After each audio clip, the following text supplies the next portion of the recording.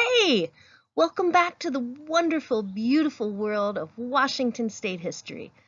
It's been a long time since I've taught you much of Washington State history at all. We've really been focusing on language arts during this school closure.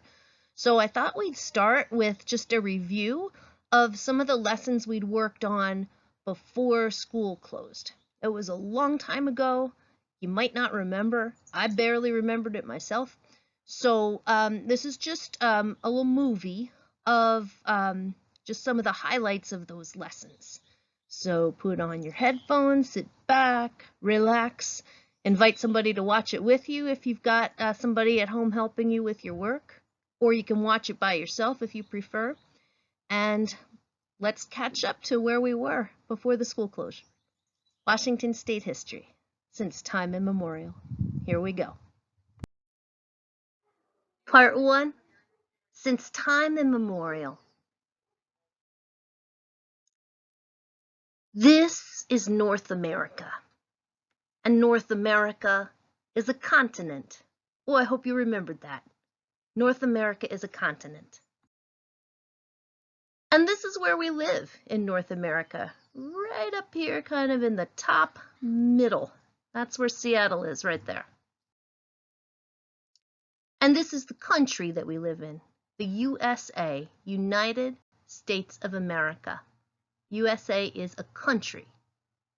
50 states in that country. And Washington State is one of those 50 states. There it is right there in blue. That is our state, that's where we live, and Seattle is a city inside Washington State. Let's take a closer look at Washington State. You should recognize it by now. You did a whole map of it, we painted it. There's just an outline of it. Beautiful Washington State. And that is where we live. That is Seattle. Seattle is a city. Now here is a map of what Washington State looks like today. Washington State in 2020. Take a look at it. What do you notice? What do you recognize?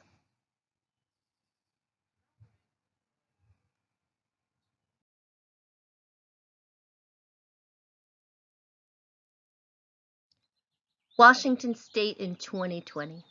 Just a few of the beautiful things about what our state is like today. Growing apples, beautiful beaches, industry, tulips, casinos, beautiful things in Washington in 2020. But was Washington State always like this?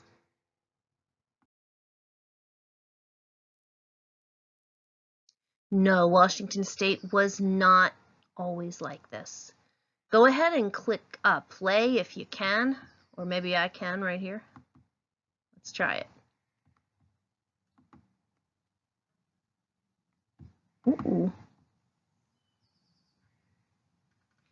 There were already more than 34 countries with their own languages and cultures in the Northwest before white people from Europe, descended from Europeans, arrived here. Lots and lots of people were already living here. In fact, that's how it was across the whole continent of North America. South America too. We're going to focus on North America right now. I bet you recognize the shape of the continent, but the borders are very different. This is kind of what it looked like before folks from Europe started arriving here and thinking maybe they'd like it for themselves. That's what it was like before. So when we think of this new world as having been uninhabited, that's not true. It was actually very, very inhabited. And gradually, more people started coming here from the other continents, especially Europe. And well, here's what happened. Way back in December and January, we learned about the Revolutionary War, the American Revolution, and how the United States became its own country. Everything you see there in red, that's how big the United States was when it became its own country. There were only 13 colonies, which became 13 states, and it was not taking up too much space. Well, relatively. But as the country became more established and healthier and more powerful, and there were more people, those more people wanted more land. So, over about 100 years, they kept moving further and further and further west, and eventually they made their way out here to Washington, which of course at that time was not called Washington. Remember the timeline? Let's get a look at the timeline. Let's put this into some perspective. We've got 2020, that's where we are right now. And then all the way over on the left, we have 2007. Some of you were born in 2007. Some of you were born before that, some of you were born after that, but let's just go with 2007. This gray block here represents the whole time you've been alive, from 2007 to today in 2020. Okay, I've added myself to it too. So I was born in 1969. There's me.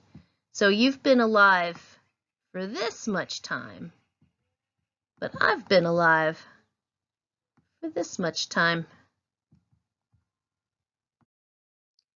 You've been alive for most of the 2000s, and I've been alive for a little bit of the 20th century too, a little bit longer there.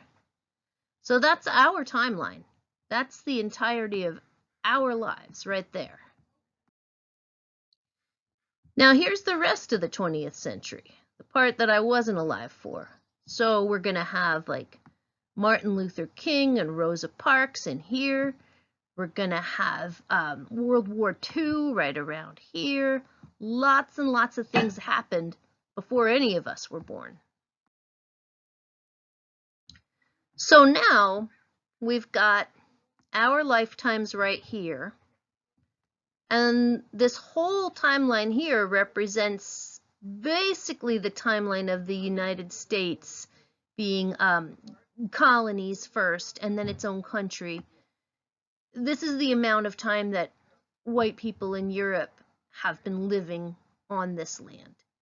1621 is when folks first landed in Plymouth in Massachusetts. We talked about the first Thanksgiving back then, which, you know, kind of a myth, but that's a story for another time. 1863, this is the end of the Civil War. This is when slavery finally becomes illegal everywhere in the United States. It was already illegal in some places, but it wasn't until 1863 that it became illegal everywhere in the United States. So this multicolored bar here, all of this represents how long the United States has existed kind of as we know it. So let's let that sink in for a minute, and then I want to show you the next thing. So even though a lot of things happened during this time, it's relatively very small. And this green line that goes into a spiral represents all that took place before white people arrived in North America. All of this. It starts to turn into a spiral over here because the native people who were here before us did not measure time in a straight line. They measured it, they measured it in seasons, a circle. We'll talk more about that in a bit. We refer to this with the phrase, since time immemorial. And basically that just means so long ago in the past, so far in the past, that it has no definite date. But for as long as anyone can remember, that's the way it was, since time immemorial. And the lands we all live on were once all tribal homelands. All of it. Seattle, Tacoma, Ellensburg, Mount Rainier, the beaches, all of it. These were tribal homelands. And these lands were not only where tribal people live today, they're also lands where tribal people have lived since time immemorial, since before anyone can remember.